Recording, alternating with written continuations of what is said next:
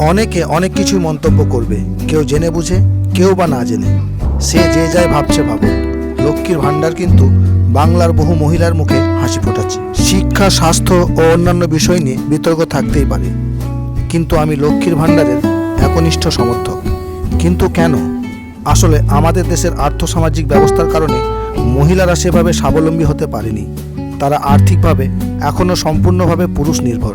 কিছু ব্যতিক্রমী বাদ দিলে মহিলারা আর্থিকভাবে সম্পূর্ণ পরনির্ভর। পরিবারের আর্থিক দায়িত্ব সম্পূর্ণভাবে পুরুষদের নিয়ন্ত্রণাধীন। পুরুষ মানুষেরা তাদের কর্মের বিনিময়ে, পরিশ্রমের বিনিময়ে নগদ উপার্জন হাতে পায়, কিন্তু সমপরিমাণ পরিশ্রম যখন মহিলারা সংসারে দেয়, তখন তার বিনিময়ে কোনো নগদ অর্থমূল্য পায় না। কোনো মহিলা পরিবারের পুরুষদের থেকে নিয়মিত একটা হাত খরচা হয়তো পায়, কিন্তু তার সংখ্যা শতকরা হিসেবে আসবে না। আমাদের দেশের মানুষের যা আয়, সে তুলনায় ব্যয় অনেক বেশি। সঞ্চয়ের হার তুলনামূলক কম হওয়ায় ইচ্ছা থাকলেও অনেক পুরুষ পরিবারের মহিলাদের হাতে নিয়মিত হাত খরচ দিতে ব্যর্থ। তাই লক্ষ্মীর ভাণ্ডার জায়গা করে নিয়েছে বাংলার মহিলাদের হৃদয়ে।